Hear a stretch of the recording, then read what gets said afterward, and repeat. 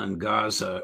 But what is your comfort level, Colonel, with the super rich, some would call them oligarchs, with which President Trump has surrounded himself?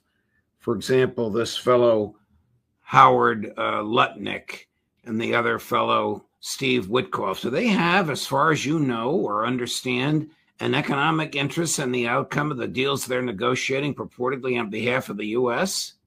Well, I think we can say with some degree of certainty that they certainly do. I mean, these are people that manage to acquire billions of dollars of wealth. You can debate how that happens. We have to understand that our economy is completely financialized. Someone said to me the other day, Doug, we don't have an economy at all. We have a financial system that owns the economy. I think that's a good way to look at it. These gentlemen that you mentioned are part of that development, that structure of power. I'd be surprised if it were not the case. And I read something, and then I watched briefly Alex Kreiner, who is a very fine financial analyst. He's somebody that you should consider bringing on to look at this from a political standpoint. But he pointed out that obviously the government in London is going to fall because the British economy is moribund and the financial system is going to crash. Now, one of the symptoms of this has been the London Metals Exchange, where the Bank of England is suspiciously may not have the gold in its vaults that it's supposed to have. Now, what gold is there is being extracted by investors in the United States. Apparently, they seem to want to get out before there is a quote-unquote margin call and the true dimensions of the scam are revealed.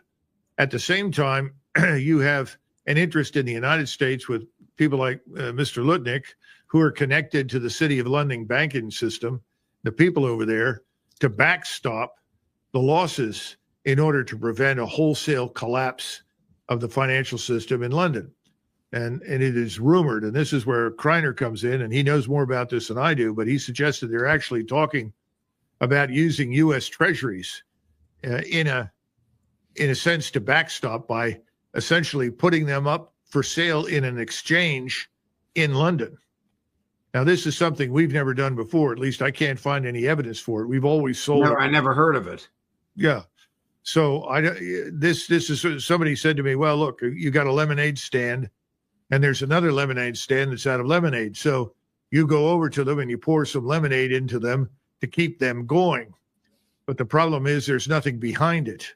And I think that's where we're headed in England. No matter how hard